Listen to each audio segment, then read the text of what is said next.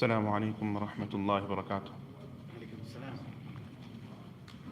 الحمد لله رب العالمين والصلاة والسلام على أشرف الأنبياء والمرسلين سيدنا محمد وعلى آله وأصحابه أجمعين. سبحانك لا علم لنا إلا ما علمتنا إنك أنت العليم الحكيم. سبحانك لا فهم لنا إلا ما فهمتنا إنك أنت الجواد الكريم. Most honorable brothers and sisters, Allah subhanahu wa ta'ala is the one who sent us to Utah. Many a times we think that we are the ones who come to a particular place. Many a times we come to the conclusion that we are the one who are doing things. But the reality is the hadith of Rasulullah sallallahu alayhi wa sallam, which says, إِنَّ الرِّزْقَ لَيَطْلُبُ الْعَبْدَ كَمَا يَطْلُبُهُ أَجَلُهُ. That a person's sustenance, a person's rizq, it follows that person the same way a person's death follows him. Just like a person cannot die wherever he wishes, but wherever Allah Ta'ala has destined, he has to reach that place before death can come to him. Similarly, a person, when it comes to receiving his sustenance, what he will earn, how much he will earn, what he will eat, what he will utilize, how much from where, all these things are predestined.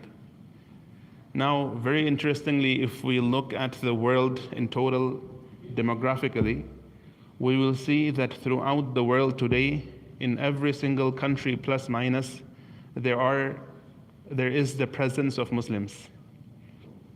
Now, the question is that why did Allah Ta'ala distribute the sustenance and the rizq of the Muslim Ummah in a manner that you find Muslims all over the world? Because if it was not for his sustenance, he could not have reached there. So why? The answer is very simple. We all know that our Prophet Muhammad sallallahu alayhi wasallam is the last and final messenger of Allah until the day of judgment. No other prophet will come after him. So the responsibility of continuing Islam, or continuing the work of the Prophet, which was calling people towards one Allah, and as beautifully the companions of Muhammad sallallahu alayhi wasallam used to tell the people when they would go to them, that جِئْنَا لِنُخْرِجَكُم مِّنْ عِبَادَةِ الْعِبَادِ إِلَىٰ عِبَادَةِ اللَّهِ. That we have not come to conquer you, we have not come to wage war against you, we have come to help you by taking you out from the worship of the creation to the worship of the Creator. What have we come to do to you? We have come to you, leaving our families in Medina, we have come to you to help you come out of the worship of the creation towards the worship of the Creator. And we all know that that is the only way a person can gain ultimate freedom in this world. The freedom, we think that freedom is in the outside, but freedom starts with the inside. If a person's heart is not free, then that person could be living in the mansions, but he is not a free man. He is a person who feels emptiness inside. He is a person who is constantly not having the feeling of fulfillment. Whenever we speak to brothers who have come into Islam, we always find the same answer, that they said that we never felt the fulfillment until Allah Ta'ala opened Islam to us. When we embraced Islam, accepted Tawheed, it was at that point when we felt that the empty space that was inside our heart had become full. And Allah Ta'ala uses different means and methodologies of getting a person to accept Islam. Many people, they simply, when they saw a person performing salah, unfortunately we have come to the situation where we are only praying the salah inside the masjid, which is not allowing the opportunity for other people, non-Muslims, to see the salah of the Muslim. Although when it comes to worship, the ultimate worship, or one of the most beautiful types of worship, is salah. And a person, it comes in the hadith, is nearest to Allah Ta'ala when his head is on the ground in sajda than in any other time or any other situation. So many people, they would see a person performing salah in a shopping mall, in a parking lot next to a bus station, away from where the people are walking, and they would walk up and say that, why were you kissing the floor? That was the question. The question was, why are you kissing the floor? And from there they accepted Islam. And interestingly, the concept of bowing down completely head on the ground is not something which Rasulullah sallallahu alaihi wasallam presented. This has been in place from the time of Adam alayhi salam. In Musa alayhi salam's original form of salah, the sajda was there. In Isa alayhi salam's original teachings of salah or worship, the sajda was there. It was later on when the people distorted it until they came to a different way of performing the ibadah. But when a person, even a person of the book who have studied the old scriptures, when they see a person performing salah, they will say that this is exactly the way our prophets used to worship Allah as well. And we say yes. And our prophet is the final of all the prophets. The message he brought is the finality of all the messages. So which means that if you are to stay on Islam, then you have to become a Muslim, then you are following your prophet as well. Now, my respected brothers and sisters, we are in a certain dilemma. On one side, we understand that it was Allah Ta'ala who decided for us to be in this part of the world by prescribing our sustenance to be in this part of the world, right? Now, the question was why? As I said, the answer to that is very simple. As long as there is Muslim presence in any part of the world, on the day of Qiyamah, the people of that portion of the world will not be able to tell Allah that, oh Allah, we never received Islam. We have been sent to different parts of the world to establish hujjat, to establish the proof that yes, the place where you used to live, there was Islam came to that place, you had Muslims in your vicinity, you were exposed to Islam, but you chose to deny. But that part of making sure that Islam is exposed, Islam is presented in its actual form in front of the people, that is my and your responsibilities, my brothers and sisters. And that is why we are here. So coming back, we have two folds of effort to do. One fold of effort is we have to establish such a structure of deen, such a system of deen, by which our generations will stay upon Islam. Number two, we also have to make effort to introduce the local community towards Islam. And that will happen not through isolation. If we perform our ibadah inside the masjid, if we do not express Islam in our dealings, if we do not expose Islam in our character, if we do not expose Islam in our worship of Allah, in things of halal and haram, then the greater community in which we are living, they will not have seen Islam. Many a times we think, you know what? Maybe if I become better at earning money, then these people will respect me. No. If we look at the people in the world, even if the person is the richest man in the world, people remember the person who donated more than the man who has more money. People, they remember the person who donated more philanthropy than the person who made billions of dollars. Why? Because he did not make, he started giving back. And it benefited the society, so they remember. In the same way, if we become better at earning money than the local people, it will not bring any benefit to anyone. Rather, we will be making money which we will not use, and we will pass it on to a generation. If we don't teach them how to use it, they will wash it and destroy it within a short time.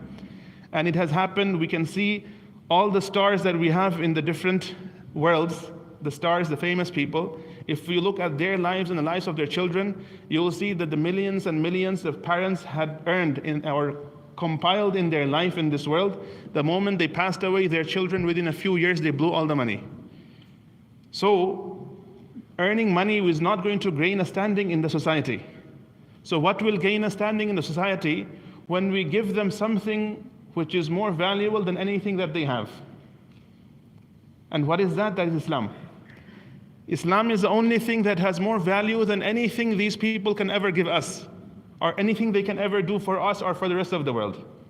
Because Iman is the only thing that can save them from the punishment of the grave, that can save them from the difficulties on the day of judgment, that can save them from falling into Jahannam when they're crossing the bridge. And that is the only thing that can grant them Jannah, which is real. Why is that real? Because that has a beginning, but it has no end. Anything that will come to an end is not real. A person was very nicely saying that sometimes we say that this is my house, brother. So we tell him that if it was really your house, then why do you have to pay tax? If you stop paying tax for 3-4 years, then I want to see how long it stays as your house. They will auction your house and pay off the tax. So today the things we call mine is not mine. Even the things I hold most dear, the moment I will leave the world, that will go to someone else. So what is real? Real is something that is really mine, which no one will want to take it away from me, or you can say no one can take it away from me. That is mine. And my respected brothers and sisters, if we look very carefully, only the akhirah is such that no one can take it away from us. Iman is such that no one can take it away from us. Good deeds is such that no one can take it away from us. So those are mine. And anything that can leave me, or anything that someone can take away from me, does not really belong to me. So when we are dividing our timetable on how much time we are going to invest for those things which someone can take away from me, and how much time will I invest behind those things which no one can take away from me, then a person has to make a very honest choice. A person's decision should be according to what benefits me more. Anything that is mine and beneficial for me, I should be spending majority of my time there, versus those things which are not beneficial for me, or which are less beneficial for me and can be taken away from me, I spend less time there. Now, as I said, the two aspects that we have to make effort upon, one aspect was the aspect of making sure that our generation stay upon Islam and Deen, and the second is to make sure that we become productive in the society on trying to make Islam accessible or show the beauty of Islam to the local community. If we can fulfill these two tasks, then the same thing that happened with Muhammad sallallahu alaihi wasallam entering into Medina will happen in this land also. The same thing that happened when the Muslims of Medina, they migrated to Morocco, they migrated to Tunisia, they migrated to Misr, they migrated to Turkey. Whatever happened when the Muslims, when they went there, they were a minority. But what did they do? Today we talk about China and we say, oh, China doesn't have Muslims. No, my brothers and sisters, China has lots of Muslims. There is more than 300 million Muslims in China. Whatever the media says, leave that to one side. There is more than 300 million Muslims in China. Now the question comes that how did 300 million Muslims come to in China? If we look at the vast majority of Africa, last 100 years of missionary effort has brought a lot of damages, but until then, majority of Africa was Islam, Muslim. So where is Medina and where is Africa? Where is Medina and where is Europe? How did Islam enter into those lands? Where is Medina? Where is Philippines? Where is Medina? Where is Indonesia? Thousands and thousands of islands, more than 90% of the population Muslim. Where did Islam come to? How did Islam come there? Because the power of the Muslims that migrated was such that when they exposed the beauty of Islam and the people in the local community realized that Islam was better than anything or everything that they ever had or will have, then they were forced to accept Islam, because people are forced to accept that which is beneficial and beautiful. So these are two things we have to keep in mind. Now, my respected brothers, let's go to the main topic. The topic of how we are going to protect and safeguard Islam in our generation. Before I even go there, I want to bring some statistics in front of you. I'm going to start by mentioning that in 2014, a survey was done by the official Pew Research Center, PEW, you heard of it, right?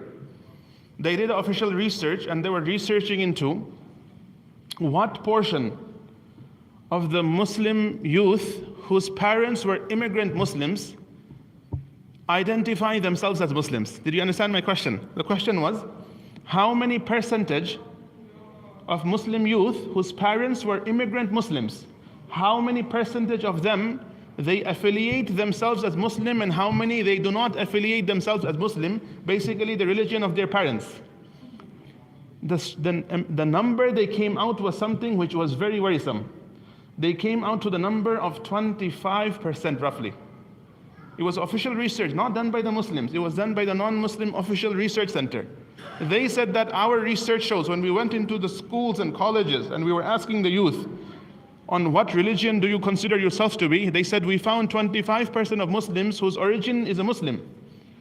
Their fathers are Muslims. Their mothers are Muslims, migrants. They no longer affiliated themselves with Islam. So my respected brothers and sisters, the question is, if the most important thing in our life is Iman, And we understand a person who loses iman, he could become the owner of Tesla and Google combined. But in my and your understanding, that person is not successful. That person is a loser. If a person loses iman, that person is a loser. That's my and your understanding. That is what we have been taught from the time we were knee-high.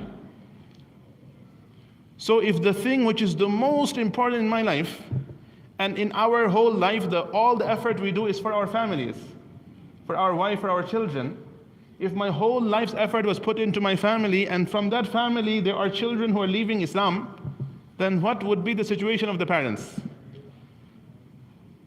Now, when you walk into this masjid and you look at, mashallah, the beautiful structure of the masjid, sometimes we think that, oh, this masjid is so beautiful. This masjid will always stay as beautiful. But my respected brothers and sisters, I don't know if any of you have traveled through South America. The Muslims who came to South America in the initial stages, they came towards the end of the 18th century, when the Ottoman Empire was collapsing. Many of the Muslims from Ottoman Empire, the entire region of Syria, Sham, Lebanon, Beirut, this entire region, many of them migrated to South America in those days. When they came to South America, they built masjids similar to the masjid we are sitting in today. I'm talking about 100 years ago, 150 years ago. They built similar masjids, and because there was no cars, Ford did not come up with his first T-Ford, so there were horses. So there is, the historians say, or the old people of those specific communities, they say that our forefathers would walk on horse. They would ride on horse to go to the Fajr Salah. And after Fajr, if you were to walk even half a mile past the masjid, you could hear the humming of the elderly people reciting the Quran after Fajr Salah in the masjid. You could hear the sound of the humming sound coming, that they're all reciting Quran. That was the level of iman and deen they had. That they would not miss Fajr even though they had to climb on horse. And they would tie it, they would pray Salah, they would stay there till when the sun would rise, they would perform their nafil and they would go home. And in between they would be reciting Quran. But from their generation, the situation happened that those same masajid were turned into museums if they were beautiful enough, or if the size was more like a warehouse, it was made into a warehouse, or if the infrastructure was more like a hotel restaurant with a big ballroom in between with a chandelier, then they would make that into a ballroom where people would dance. And they would have, many of them became winery. They became bars. You don't have to believe me, you just travel to South America. Take a trip. You see them and then you start contemplating that today we are sitting in Utah in one of the bigger masjids, mashallah, and we might be thinking to ourselves that, you know what, if we build this masjid is staying as beautiful forever. That is not true. And if you don't believe me, then right now, I don't know if the school has started, but over the last few weeks, the school was off. It was summer. Am I correct? It was summer vacation. That means all the families and the youth of the Muslim families, they were all sitting home. Maybe playing video games, maybe sleeping, whatever, maybe on social media, something. In the last few weeks of Jum'ah, you have been paying attention, how many of these youth came into the masjid? It's a very straightforward question, very frank question. How many of these youth, our children, my children, your children, who are going to the schools and colleges and they were off for the entire summer, in the Jum'ahs of summer, how many of them actually came into the masjid? The answer is maybe less than 5%. If our community has maybe 500 members, and we say that maybe at least 100 of them or 200 of them are young children, school-going age, 1/3 is usually the age of the youth,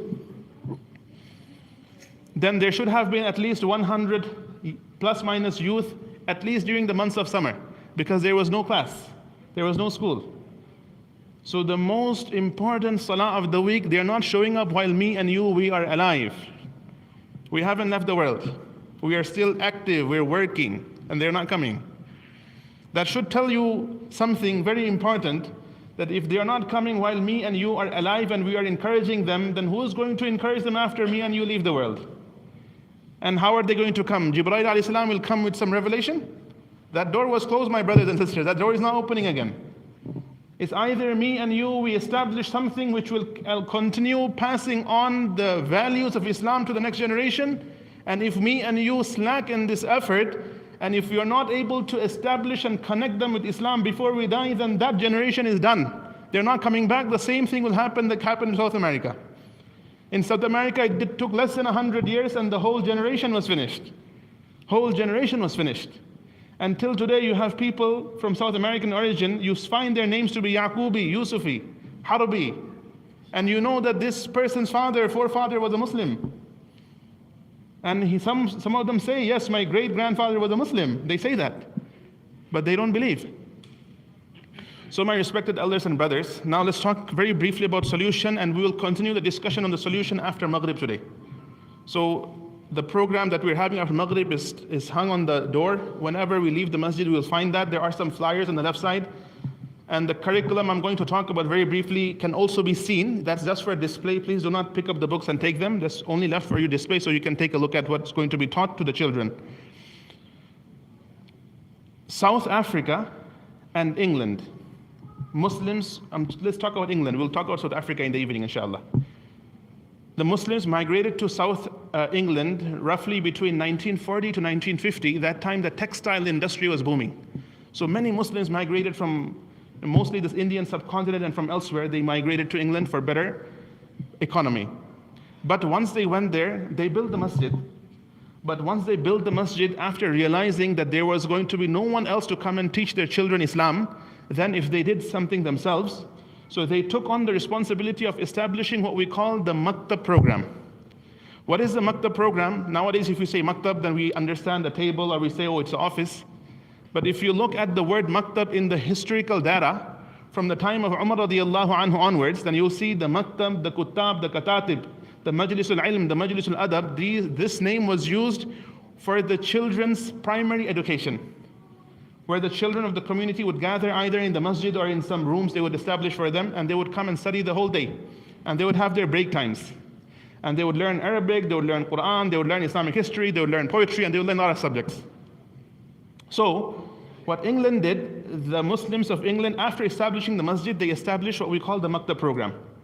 So, every single day, the entire community's Muslim children, when they would come back from school, then they would be not forced, the parents would make sure that the children would be coming to the masjid 5 p.m. to 7:15 p.m. 5 to 7:15 p.m. according to the school days. So if they're coming to school 5 days, they were coming to the Maktab 5 days. Now my brothers, 3 things happened, and they were until they graduated from high school. So technically till 9th grade, because they have something called the O levels, which is the 10th grade, so that time they went off. So grade 1 to grade 9.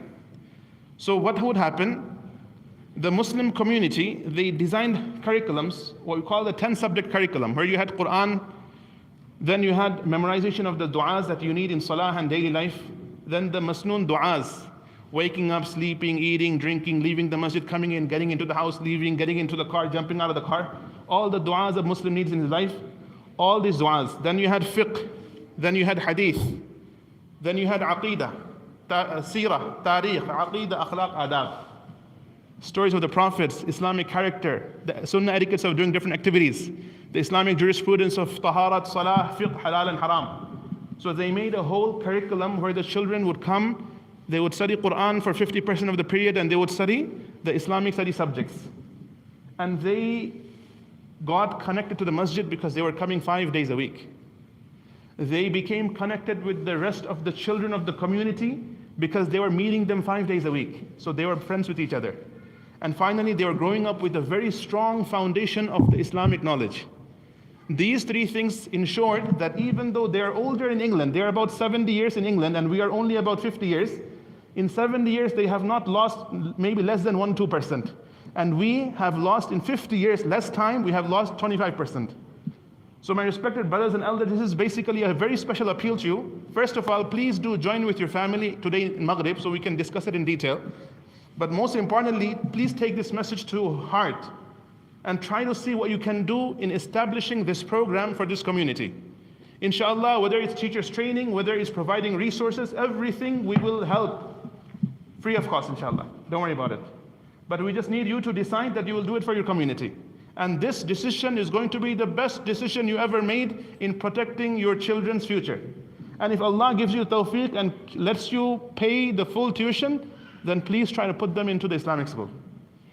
Because then you will be saving them from the complete environment where they are attacked. Attack on Islam is a constant thing. So if Allah gives you affordability, put them into the Muslim schools. If you cannot afford that, then the minimum, make sure they're coming to the masjid for the Maktab program, which inshallah, our Imam Sahib will announce. I think it's going to start with 3 days a week, 1.5 hours a day, inshallah. It's starting from September 6th, inshallah. The flyers and the details can be found once we leave the masjid. Jazakumullah khairan. We have some announcements now, inshallah.